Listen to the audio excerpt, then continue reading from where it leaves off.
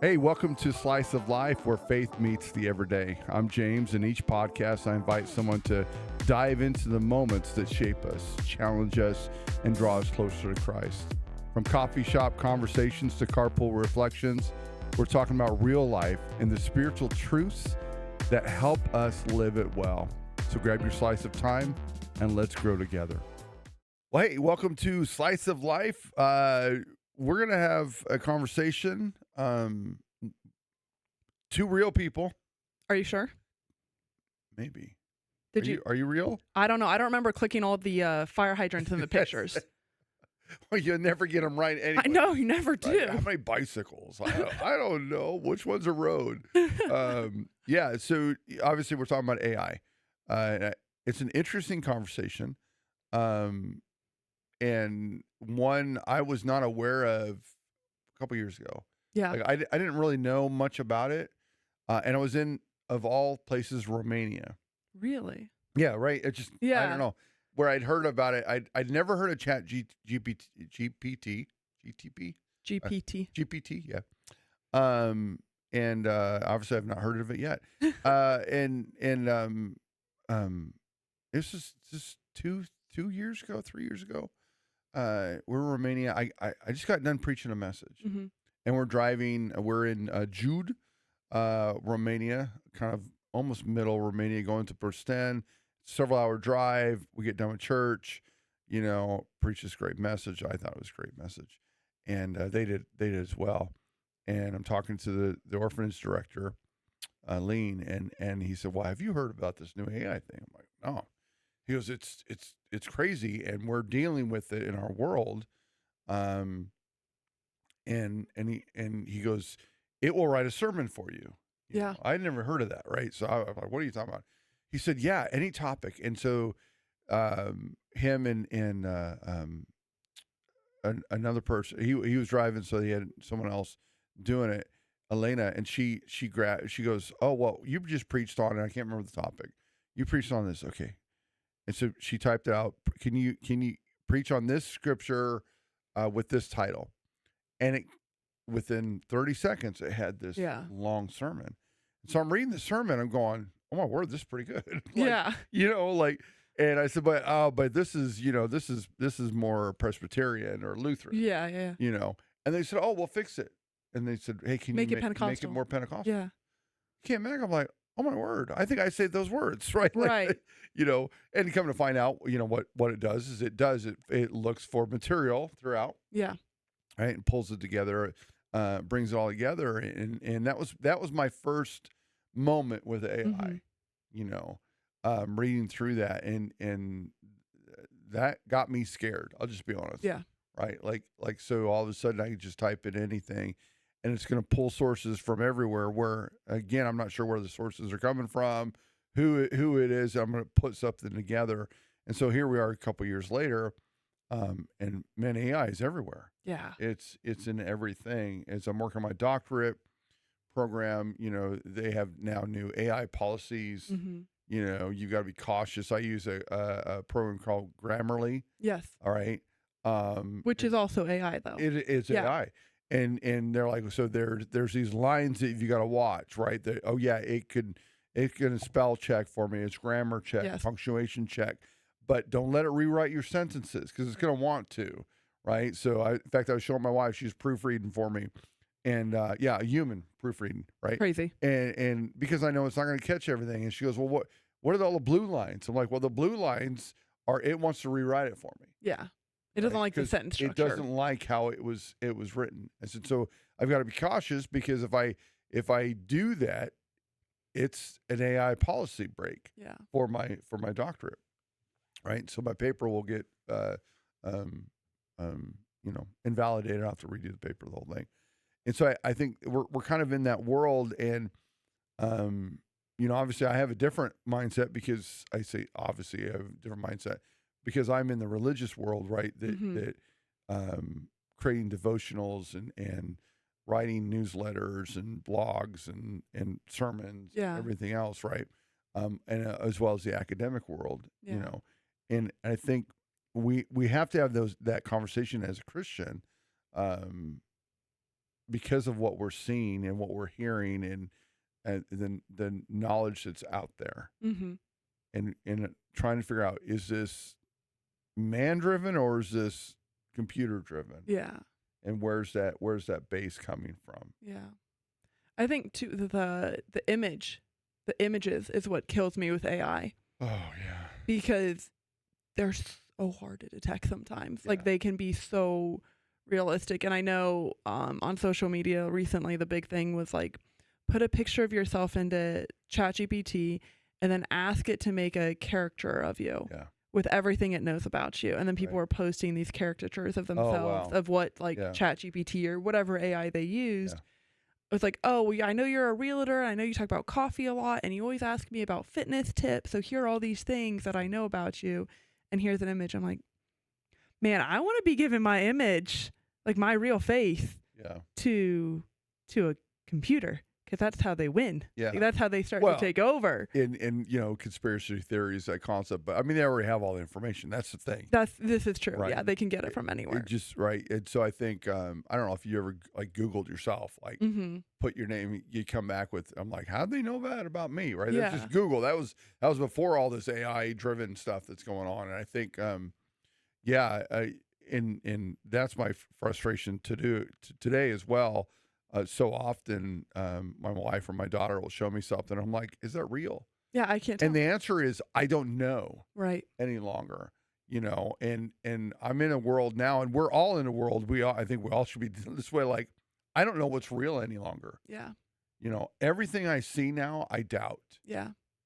and That's so that's damaging to the heart. Exactly. It shouldn't be. I should be able to see something and go, hey, that's really cool. Like, Yeah. but everything I see, I no longer have that comfort of saying, oh, it's real. Mm-hmm. It used to be like you could tell when an image was doctored, Right. They changed colors, but now you got people and things and stuff that's going on in images, and you're like, I don't know if that's real. Yeah.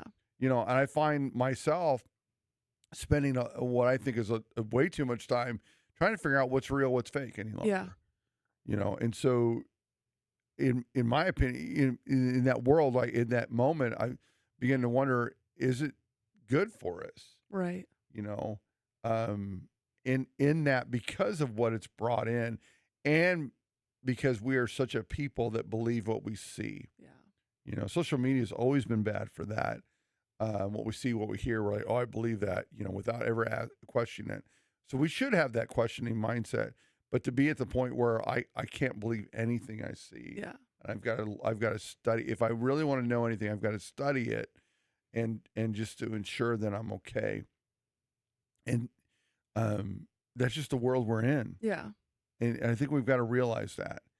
Yeah. Especially as Christians today, and we can talk about non-AI just driven stuff, just the garbage that's real people talking their real stuff.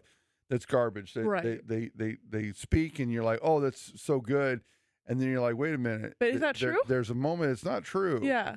Oh, that sounds really good. And I was trying to think of an example that just happened. Well, like the napkin thing. Oh, yeah, napkin. That's a big one. But no, it's just, and sometimes it's just so subtle, right? Mm-hmm. These little things that are just out there, and you got the guy, and he's preaching really, really good, and then all of a sudden he goes off and he says something, and you're like, oh yeah, because everything else has been really good, and then he's been true, Right.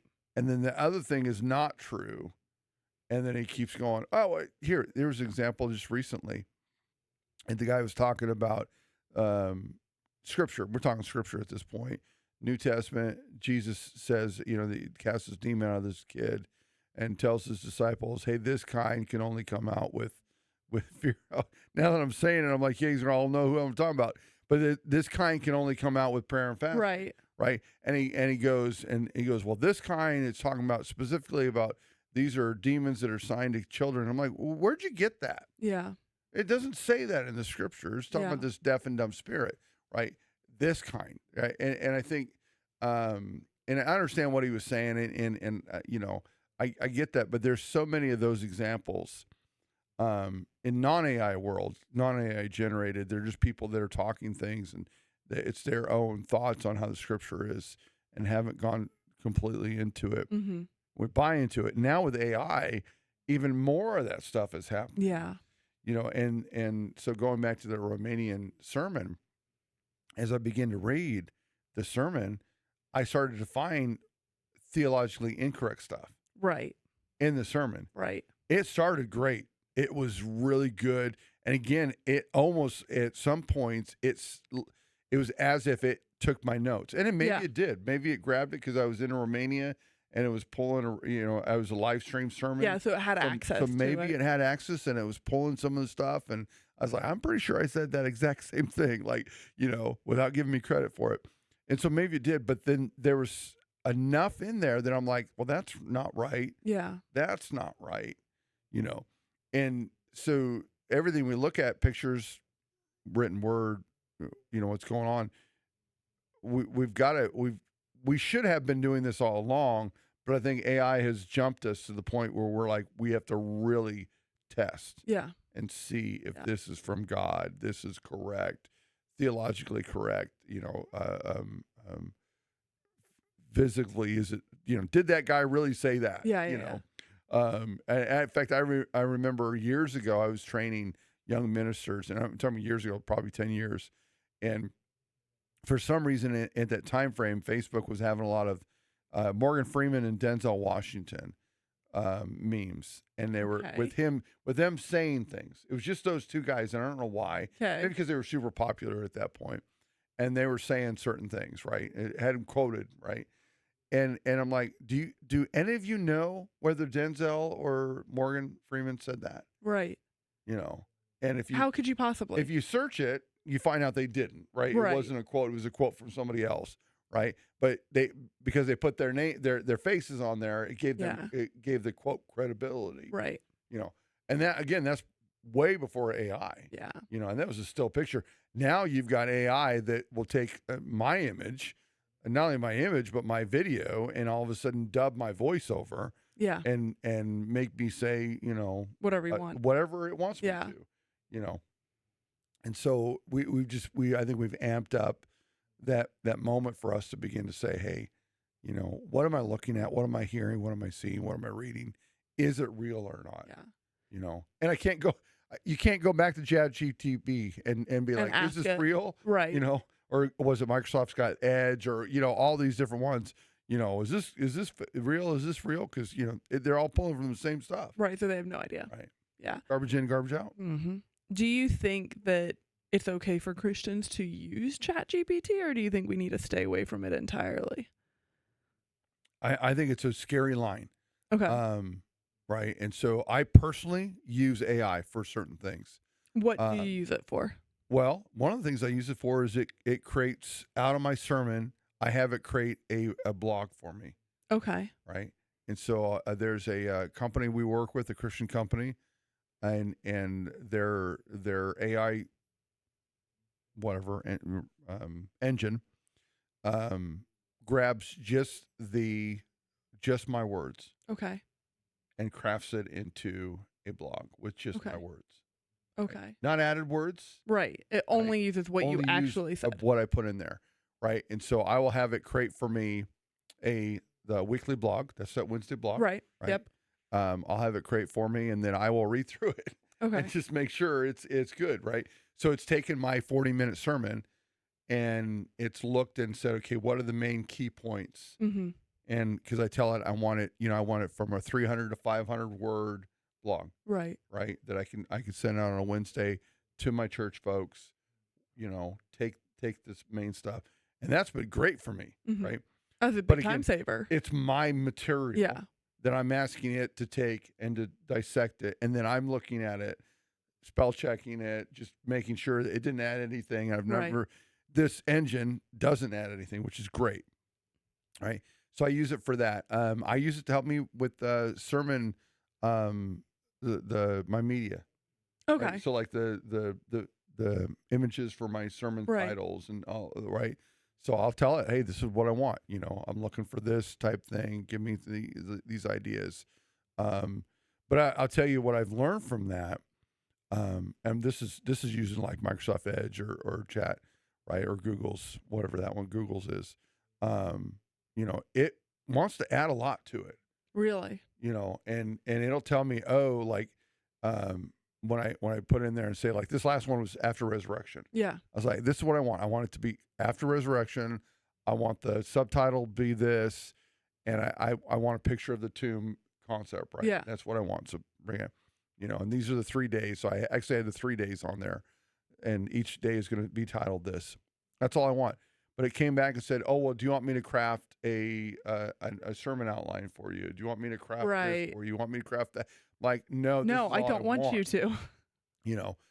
So I use it for that. But again, I think I'm limiting, and I'm looking and going, I'm not allowing it to create material that I'm sending or preaching. Yeah. Does that make sense? Like, yeah. Like, again, it's not creating material. It's taking my material, right? And making a different adding. product. Yeah. But again, and I think that's for, if I'm talking to pastors right now, leaders or people they're doing it, I'm grabbing my material and having it dissect my material. Yeah. I'm not grabbing the other material because I don't know where it's going to grab from. Right. Right. Because again, it can grab from anywhere. But just my material and put it in there. And then again, the images, are so great for that. So I think when you stay in that realm, it's the realm of not creating new stuff. Okay. Specifically in material that I'm teaching and I'm reaching out, right, for people. I have used it before for like an object lesson or something. Hey, I'm really thinking about this. How would I build? I say object lessons. How would I build a cave? Right. Give me some ideas. Yeah. Give me some images. Help me with that. Our maze. Right. I was like, hey, give me a maze. Like it was pretty cool actually. I shot a picture of our stage, and I said, I want to make a maze this big. Yeah. And I want to put it on the wall. How do I create it for me? Yeah. Right. Like, that's not harm, no foul, right? There's no theological problems, none of that, right? And you didn't have to sit there and measure out every single piece. Exactly, right? Although I end up still having to measure everything out, but I didn't have to try to craft it all myself in that moment. So some of those time saver things. So yeah, I think we can utilize some of the functionality, but it scares me as I talk to other Christians and how many questions they ask these AI individuals, right? Like, and they actually call them things, I have friends who've named their chat GPT different things and given it like a personality. Like your name is Sophia, and you're a Southern belle, and you're gonna treat me like a Southern woman, like stuff like that. And so, sweetie, it's kind of weird. It's kind of weird. It's like like that movie Her, where he falls in love with Siri's voice. Right. Yeah. Yeah. It's all those movies that I keep thinking about, like robots going to take over the world. AI is going to take over, which will, like Eagle Eye and all these. Eagle Eye was an AI, right? That took over things. And I actually found myself at one point like working on a graphic, and I was like, "Thank you." I'm like, "Why am I thanking you? It's a robot. Computer. Yeah. It's not doing anything." But that's what it's built to do is to replace human. Yeah. Right. So I think, we avail ourselves to that which helps, right? Take out some of the busy work, some of those things, but not in a creative moment of where it's adding meaning or telling me, right, how to read the Bible, understand the Bible, teach the Bible, right? All of those. And I think that's the struggle that I'm seeing in the church world specifically, but with people as well. It's become, I used to make fun of YouTube all the time because I'm like, I'd say like kids can't do anything, right? So this is what I mean by that. Years ago, I don't know how long ago, 6 years ago, I did a young adults retreat. Okay. We're talking about 20 to 30-year-olds. And I used to do this stuff for corporate world where I'd go in with different puzzles, right? Ship in a bottle, stranded on a ocean, on a beach somewhere, those type of things. How do you get out? This is what you have. How do you get out? And so I brought in what I thought was one of the simpler ones. I've done these corporate worlds, and I'm like, okay, guys, without your phones, right? 20, 30-year-olds, most of them had graduated high school. Had either were in college or graduated college. So, They're just backwater hicks, right? These are college level or the academic kind of world type things, and they couldn't even start. They couldn't. Their problem solving was gone. Their ability to go. They're like, it's a ship in a bottle. We can't get a ship out of a bottle. Break the bottle. We can't get it out, right? Well, you couldn't break the bottle. That was one of them, right? But they had tools, and there is a way to do it. That's my brute force strategy. But the biggest part of any of those things is teaching the problem solving mentality, right? And even a wrong answer is the right answer because you've reasoned, right? That's what we're talking about. Kids can't reason, right? And the reason they can't reason is because they have YouTube. If I need to know how to do anything, YouTube will tell me how to do it. Right. Back in the day. Now adults are into the AI world. Yeah. And we're losing our reasoning skills. We're losing our problem solving ability. We're losing the communication with one another. Yeah. Right. Because I don't need to go ask somebody else how to do this. ChatGPT will tell me. Yeah. And Wednesday night we're entering a new series and we're gonna be talking about wisdom.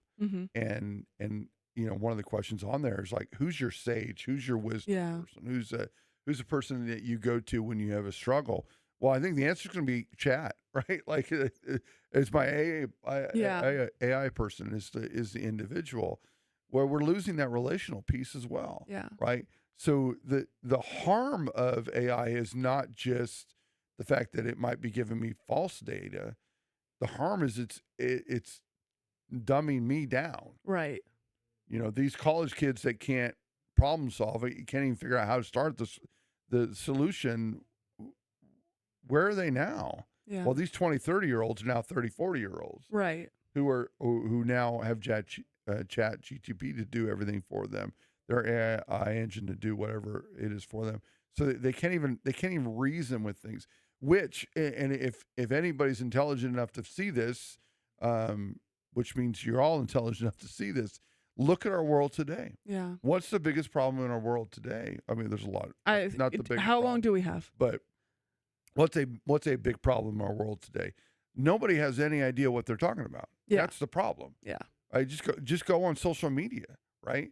And people are arguing, and this guy's bad, that guy's bad. It's like this is wrong, that is wrong. What's my opinion on this? And the only opinion I have is the one that's been fed into me. I can't even reason with it. I remember talking to somebody about a political figure. I'll say Trump. It's Trump. And they're like, well, Trump said this, and he's sending all LGBTQ plus to Australia.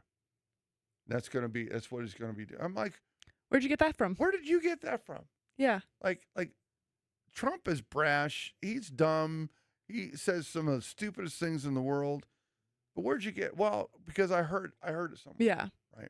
Somebody else said. Yeah. And I'm like, just for 1 second, and this is pre-election. I'm like, just for one section, just one moment, reason with that really quickly. Yeah. Reason with that. Help me out.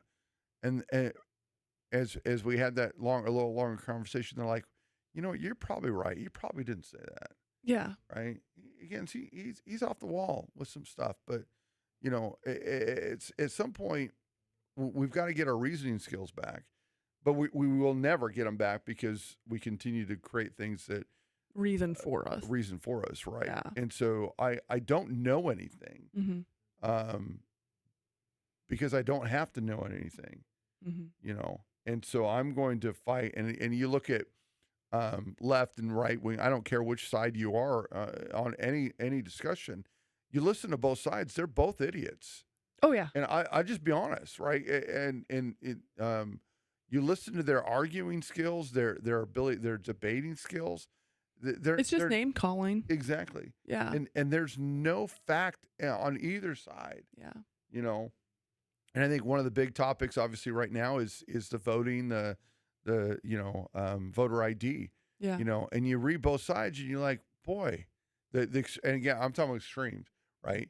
Because those are the ones we're seeing. We're seeing the extreme sides. Right. Yeah. Right. Well, hey, was it black people? They'll never be able to. Black women will never be able to vote because they can't get IDs. And so it's racist because they want to do it. Right. and then you read the other side, and you know, it's just like you look at both arguments, you go, neither one's intelligent. No. Right. And you wonder, well, like, where did you get your ideas? Where did you get your, and people are vomiting this out, you know, and you're like, and again, and we're asking AI to tell us, Yeah. and all it gets is what we've told it. Right. Which we've told it. Bad things. Yeah. Bad things. Yeah. Right. And so. And it doesn't have an ability to put rational thought into it. Right. It's literally just, well, I found this and I found this and I found this. Exactly. Yeah. So yeah, the Republicans don't want anybody to vote, you know, and then the Republicans are looking at Democrats and they're saying, well, you just want illegals to vote. Yeah. You know, and I think the general population it all believes the same thing. If you're a citizen of the United States, you should vote. Yes. Like I mean, come on, how dumb is it's not that hard. Yeah. If we can get to that point, but and there's people probably listening right now. Well, you don't understand the topics. No, you don't understand it because you've not read it. You've had someone else tell you Yeah. what they think it means. Yeah. Which again, it's going to all these are these over the top arguments, and you've never once. I fight me on this. You've never once read the ballot. You've never or read the bill that's out there. Yeah. Right. You've just read what the news media, the social media, or whatever has told. Yeah, TikTok has told you. Yeah. And then therefore that's how you're basing your whole life. Yeah. Right. And you're basing that argument. And you're screaming about this, and yet you've never even opened the document to go, oh, that's what it's asking for. Yeah. You know. And it's probably a pretty reasonable thing. The bill. Like yeah, the bill is a reasonable bill, but right. Both sides have just gone off the deep end. Yeah. Oh, you're gonna have a passport. You have to find your birth certificate. You got to do all this stuff. You have to do all that to get a license or get a photo ID. And by the way, if you travel in America today, airline travel, you have to get a federal ID anyways. Yeah. So it's not changing that much. Right. But again, we're arguing all this stuff. Like they're just trying to repress voters. Yeah. You know, and I'm not saying I'm for or against. Well, I am for. I'll just say it that way. Right. Because I think you should be a citizen. And to be a citizen, you should prove that you are a citizen. Yeah. Right. You can't go anywhere else without an ID. Right. You know, to do anything. And so, but the problem again is that it gets back to what's the harm of AI? Yeah. It's just enhancing our inability to have conversations because we can't think for ourselves because it's got to think for us. Right. What is going on? Okay. Tell me what's going on.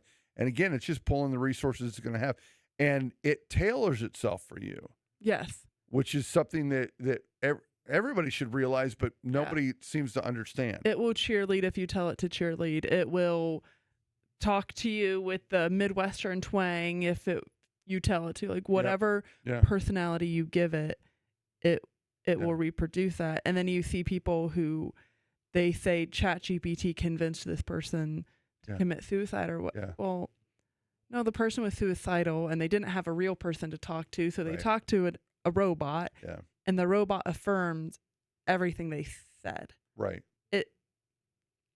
Okay, sure. It told them, how to tie a noose or whatever it is. Right. But the issue is they didn't have a human who could say, whoa, wait a minute. Yeah.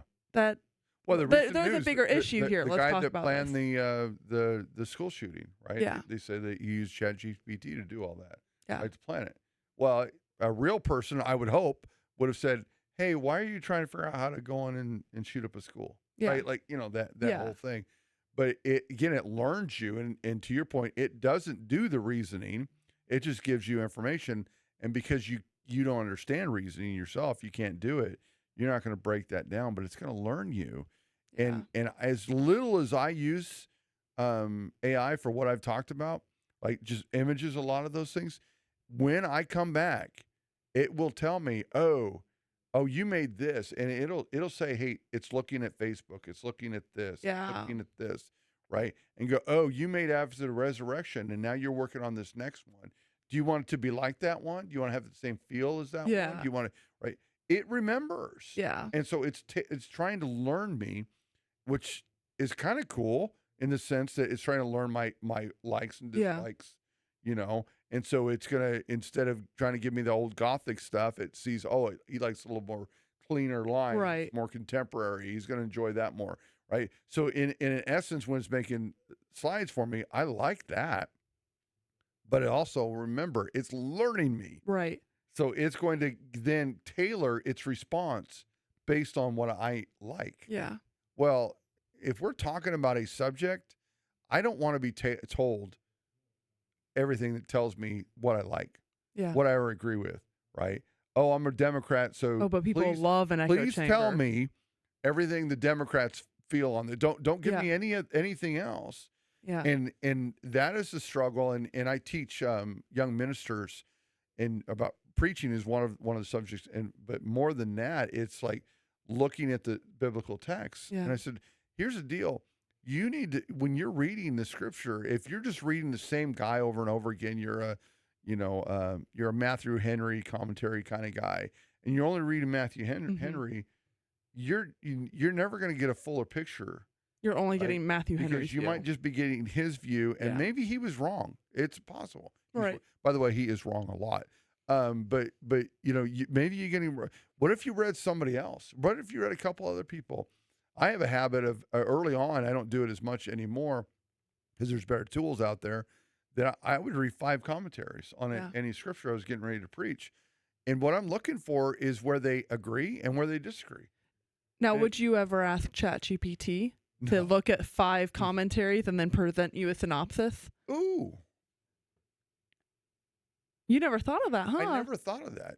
Because if you said it, like, give me Yeah. Matthew Henry, give me these other 4 people synopsises. If I told it, this is who I want. want.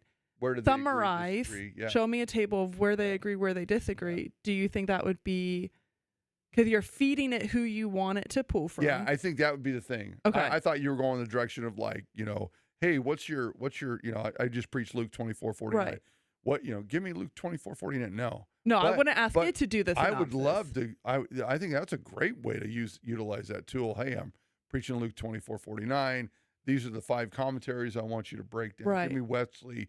Give me Henry. I don't know why Henry, but give me these 5 that I like, Yeah. and tell me where they agree and where they disagree. Yeah. That would be. But Because you're it's not- controlling the input it's now. not creating Right. material for me. It's just Synthesizing. yeah, Yeah. bringing it together. Oh, that's cool. I like that. I might start using that. There I you don't go. know. That takes some of the legwork out of it. Although I don't do that any longer because again I have different tools that I utilize, and I've learned. This is gonna sound prideful. I've gone beyond that.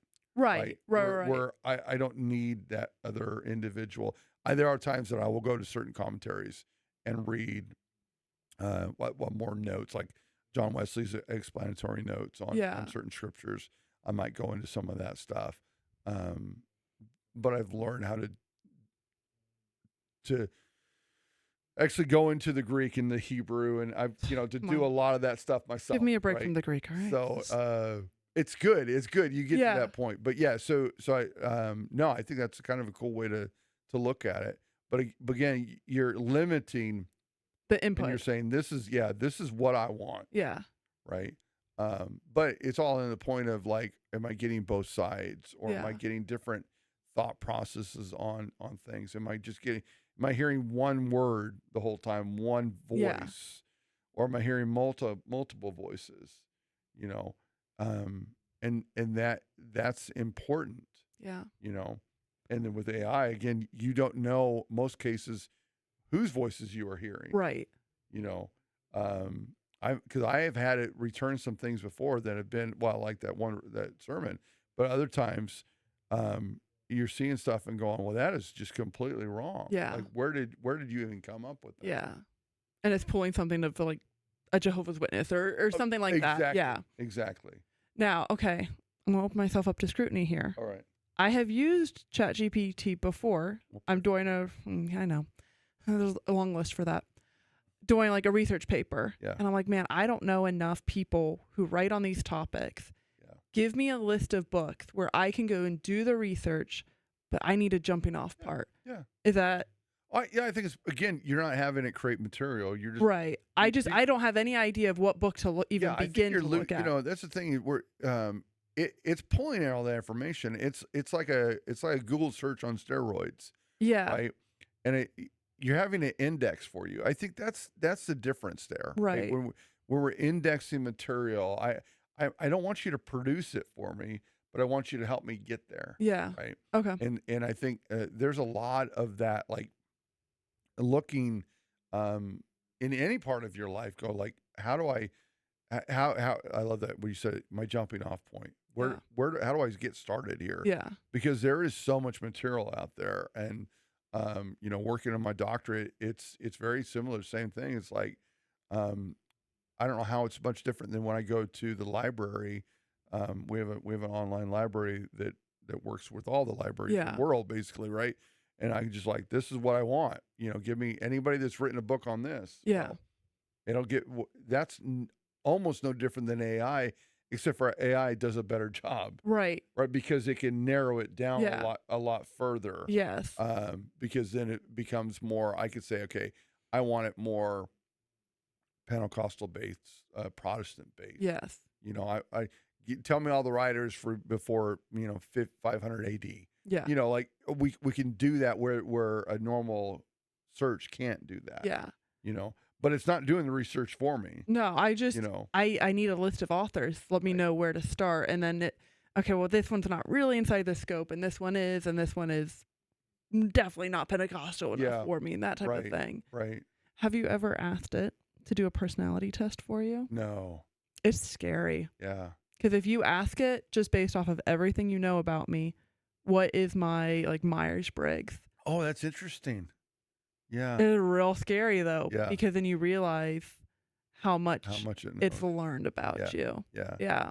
Interesting. When I went to training to be a chaplain's assistant, essentially, that was part of the training. Is they were showing us how to use AI in our jobs, and they're like, "Yeah, you can take a personality test, do this, do this, do this." And I'm like, this is spooky. Yeah. And then one of the requirements, we were pretending we were in, lockdown or whatever. And they're like, hey, we've got 4 deployers. The chaplain needs a prayer for them. Yeah. So I'm sitting there and I type out my prayer, my very heartfelt prayer for all these things. And the person across the room is like, yeah, here it is. She said, I put in ChatGPT, give me a prayer, and da-da-da. And I was like, that's wrong. That's mine's all sincere and pretty. And like, and hers is metrically probably the chaplain would be just as happy with it, but it has no heartbeat. Like it's not from God. It is not. And we can get into that conversation. And I'm kind of glad you went there. Because a lot of music is being AI generated, and they're doing worship music that's AI generated, and I have a huge problem with that. Because music is not created by machines; it's created by my relationship with God. Right. My worship song, that which I write, is created because of my experience with God. Yeah. My moments of whether desperation or joy or whatever it might be, elation, whatever it is. In worship to God, right? And now we're asking AI just to write me a song. Yeah. And I can't worship God with that which I didn't create. Yeah. Right. And the only power of true creation is God's power, which He gives into us. Right. That we could create. Because we created AI, by the way, right? Yes, we did. Right. So in a long story short, right? But when I think about that, it goes back to like a David saying, I'm not going to give that which I didn't sacrifice. Yeah. That I didn't pay something into. And I'm like, our worship leader, we've had this conversation multiple times, and I 100% agree with her. Like, I am not going to sing a computer generated song. How do we even know anymore though? Well, and that's the hard thing. Right. Now, if you go in and you look at music, a lot of times it will show you, like if you look at the composer, the artist, you'd see possibly sometimes it's AI, or then you look at their album, you can kind of see it's AI. The other thing, and this is from our worship leader, now she's got a great ear, so she's kind of spoiled. It's an unfair advantage. Right. But she goes, it's too perfect. Oh, right? When you're listening to these people singing, they're too perfect. I mean, they're because you're not talking about absolute- lyrics. Yeah, You're saying the whole the thing. whole thing. The right? whole thing. I think lyrics are the same thing, right? But the whole thing, like so when you're on this and you hear it, you hear this stuff and go, because you could hear it. They're just absolute vocal perfection. I would never be able to identify and they that. sound, and she's right, they sound very similar. Right. All the artists, the computer generated artists sound similar. She's cross-referencing not just in one song. Yeah. Through. Yeah, it's different, because and more and more you can start hearing, and if you start listening to them, like the male vocal almost always sounds the same, the female vocal almost always sounds the same, right? Where they just have that nuance within the vocality, right? And again, if you're not a music person, Right. I love music, and and so I get what she's saying there, but I think the lyrics, it's that. You've got to really look, and there's no regulation that I know of that's been put out there, which I wish there was, that would say this is AI generated or Where it has AI to have a helped out disclaimer. in this. Yeah. Right? So I think that's the nuance of where we're at right now. Yeah. But I think if you begin to dig a little bit farther, and that's that you'll find it. But I think that's where we get to also, who am I trusting? Yeah. Who am I allowing to feed into me? So, like we're talking about music right now. So who am I looking for? I'm looking for those people that I know are good Christian writers of music, Mm-hmm. right? Because I'll be honest, I do the same thing. If a non-Christian wrote a worship song, I would have the same impact. I would be like, I don't want to sing that. Right, because it's not the heart. Exactly, right? Just because you wrote it and it sounds good, and even if it's theologically correct, you didn't write it for worship. You wrote it to make money. Yeah. And so I think looking and knowing, and hopefully if you go to church, hopefully you go to church, but your worship leader's doing the same thing. It's like, I'm not going to just grab, because I'll be honest, there's some music that we don't do at this church, even though it was written by quote unquote Christian artists, because their lifestyle is not Christian, right? And so if I'm going to do that for a real person, would I not do the same thing for AI? Yeah. And we're like, they're not real. Yeah.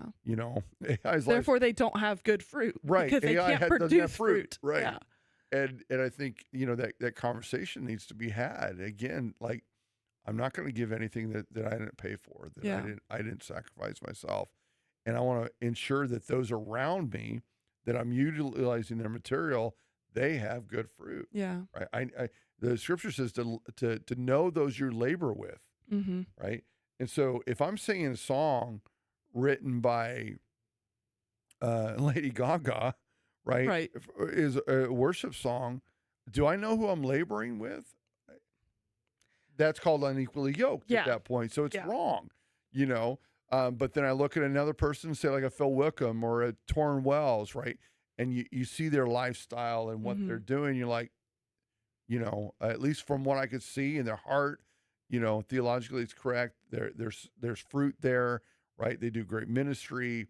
Okay, yeah, I can get behind I can go with those guys, and I'll continue to go with them until I start seeing bad fruit, right? Oh, or I start seeing some theological stuff. There's a recent artist who, in my opinion, is gone way down the tube, right?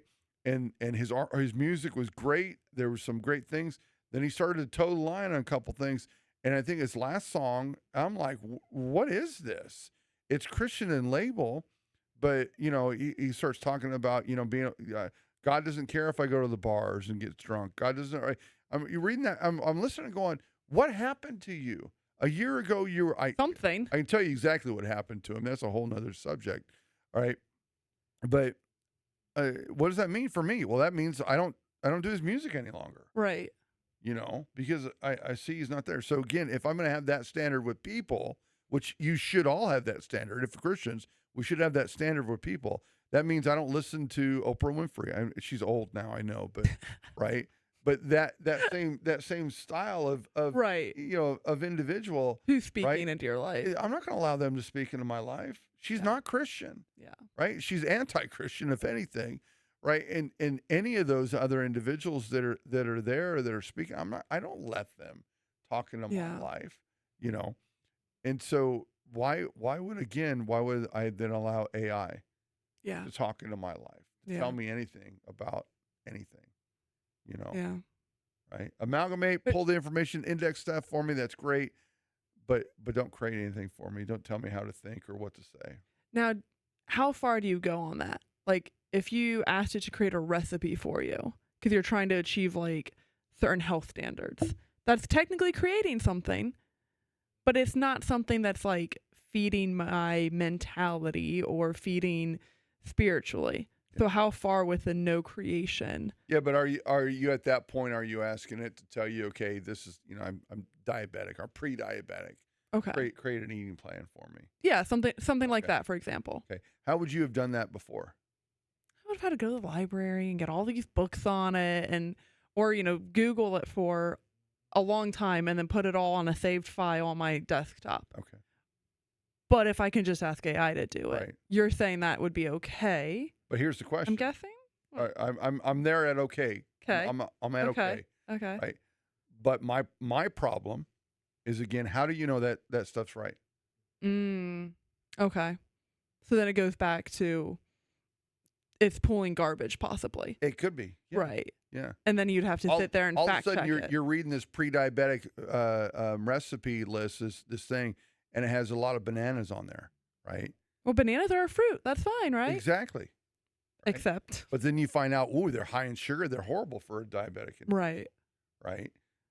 And so, but I didn't check it, and I use bananas because my mother-in-law would tell me she's full diabetic. Okay. And it's like, I'm eating better now. I'm having a banana a day. I wake up in the morning, I have a banana. I'm like, Mom, what are you doing? That's not what you should be doing. Like, eat a donut. I mean, come on. Like, that might give you something else, But she had just heard somebody say, eat more fruits. Right. And she didn't look into what fruit or vegetable. Right. And so, again, I think it all goes back to what's the harm of that?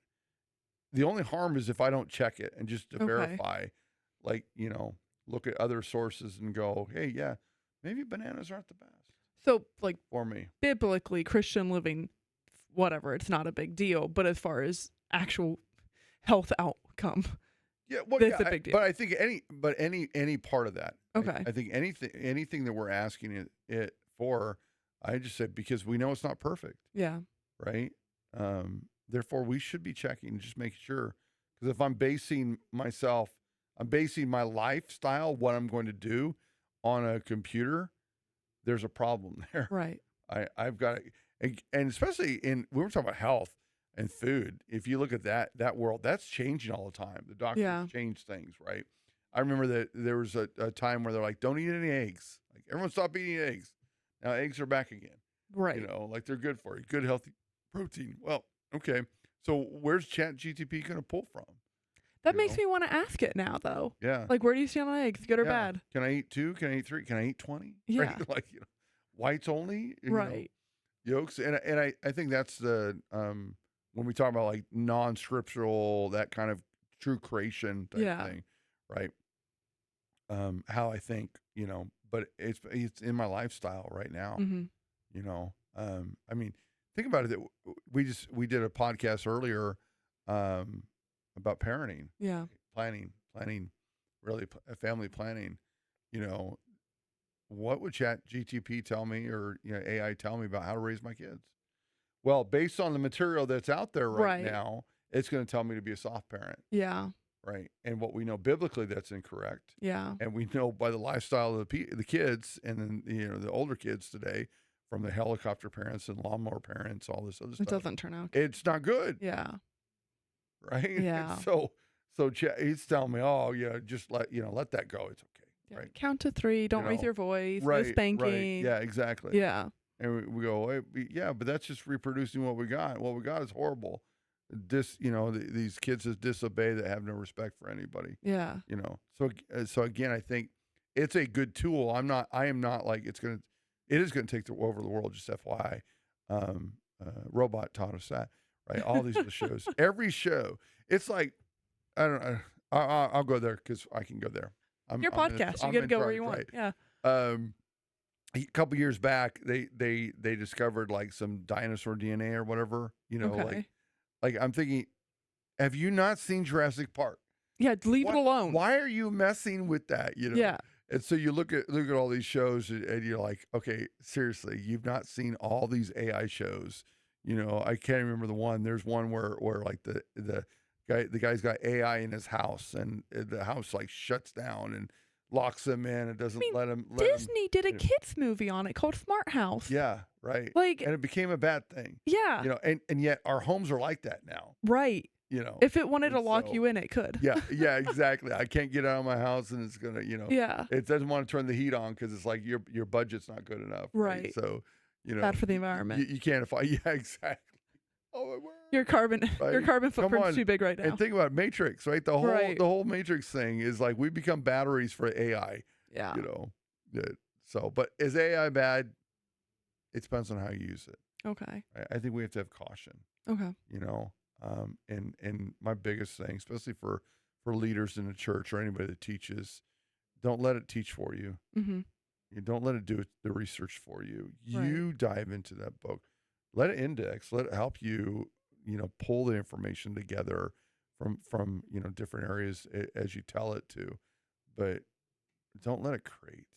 Do you think though, asking it to give me the top 10 scripture verses on loving your neighbor, for example, right? Something like that.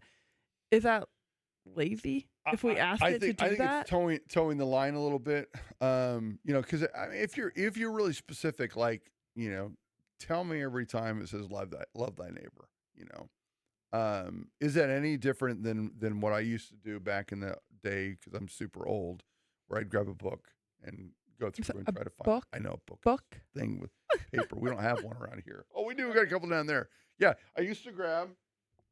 This is funny. Don't tip the table. I'm gonna tip it over. This monster called Strong's Concordance. It's horrible. The exhaustive concordance. This thing weighs a exhaustive because it's too heavy to carry. And so you'd go into it. I don't know if you could hear that thud. It's heavy, right? It has a lot of dust. I spent a lot of money on it. Mm-hmm. And so I'm not going to get rid of it. Right. But I will never open it again unless unless I want to show somebody what it looks like in the inside. So yeah, I'd go through there and I'd find the word neighbor, and it would list out for me all the times neighbor was used, right? Okay. And then I'd have to go and find those scriptures and write them all down. And then there's actually a way to go even farther where you actually look and go, yeah, but is it using neighbor the way I want it to use neighbor or the actual meaning? Because words have different meanings. Do people know that, right? Mm. Love. I think Chat told me that once. Love. Yeah, I learned that from Chat. So the word love in Greek, right? There's several. Agape and philo are the ones most people know. Storge, some others, right? So if in the Bible it says that, Jesus asked Peter, do you love me? And Peter says, I love you. Well, Jesus says, hey, Peter, do you agape me? And Peter says, well, I philo you. Right. Right. That's where that's why I have a problem with Chat asking that. Because Chat wouldn't tell the difference. Show me every time love is utilized in the Bible. So do you think you could ask Chat, show me every time agape love? Or do you not think it would pull that much? I think it would pull all that, but it would be wrong. Will it be right? Okay. Not that it's wrong, but will it be right? Is there a moment that it would maybe not pull all the agapes? Okay. Right? Or would it pull like that scenario? The philo. That one, well, the agape philo conversation. Yeah. Jesus asked 3 times, agape, philo. Right. Right. Peter responds philo every time. Right. Mm. And so it's a whole sermon. It's really cool. But anyways, would Chat pull all those for me and say, oh, Jesus talks about it every time? And then therefore when I'm reading, am I thinking that Paul is or Peter's responding with agape? Yeah. It would taint the meaning if you don't go look for yourself. Exactly. Right. Right. And so that's my struggle. And I think again, it's a good starting point. Okay. But I've got to do the research for myself. Okay. I've got to dive a little bit deeper into it and go, okay, is this right? Mm-hmm. Is it missing something? Is that really the word? And let me just say it this way: what version of the Bible? Yeah, that makes a huge difference. You would have to actually be in that moment to say, okay, show me that every time in the NET or the ESV or the King James, if you want to go that way, King James Version, it utilizes this word. Right. Because you're going to get a different response. Mm-hmm. Because as archaeology has come, as our ability to understand languages, right, words have changed. Yeah. Sheol is a great one. Sheol's like hell, right, or the grave. It means both. Right. And so without context, you're not going to understand which one it means. Yeah. Meaning that I can go to the King James Version and I can read Sheol, and David says that, although I go down to Sheol, early like King James Version said that was hell. Okay. They didn't have the information to know, that also meant the grave. Right. So David wasn't saying I went down to hell. I went down to the grave. Right. Right. Well, does chat know that? Mm. Yeah. Right. And so I show me every time Sheol's used or grave is used or hell is used. Is it in the right context? Yeah. And the only way you're going to get there, I'm just sorry to say, is you actually have to read it for yourself. Oh, man. And do the bigger study and read before and after and know the context of what's going on. And I think AI comes down to that same thing, is we have to learn to reason. Yeah. We've got to learn to study and show ourselves approved. We've got to, be able to go into not only the scripture, but I think our whole life and go, man, what do I know? Mm-hmm. What do I really know? What do I see? What do I experience? How do I experience it? And I think it's a good tool, but a tool is only as good as the person wielding it. Mm. Right. And that's a whole sermon right there too. So if you are, not intelligent enough to wield a tool and you're allowing the tool to actually do the work for you. Yeah. Right. You're not producing anything. I mean, it sounds like you're saying you got to be in your Bible a lot more too. Always. I know I'm a pastor, so that's like your tagline. My standard thing. Read your word. Yeah. For the love of God, read your word. And I mean it, love of God. Yeah. But I think, not just pastors should be, everybody should be, because it's how we live and move and breathe, right? It's our whole meaning. But again, I think it's the holistic part of our life is education, knowledge, to understand how the world functions, how things function. Yeah. How do I deal with my finances? How do I do, right? My health, any, how do I parent, all that stuff, right? Not only is it answered in the Bible, but again, I read and I'm trying to understand how life works, and if I let a machine tell me how life works, it doesn't know. No. It only knows what it's been told. And it only different things. It'll affirm what you ask it. Yes. To affirm. Yes, exactly. Yeah. So that's the real problem. Yeah. That's one of the last things we need in our world today. Yeah. Is affirming what the idiots already believe. Yeah. And I mean that loving, because I think most of what we see on social media, it's not the majority, it's the minority. Mm-hmm. They're the loudest voice and they're the stupidest voice. I heard this the other day. I loved it. They're stupid with two O's, right? that and unfortunately we think that's the majority, but they're just so loud. They're the minority. Right. So I don't think most people are stupid. I don't think most people are idiots. The problem is we go farther and farther, we are getting more dumb because we're allowing something else to think for us.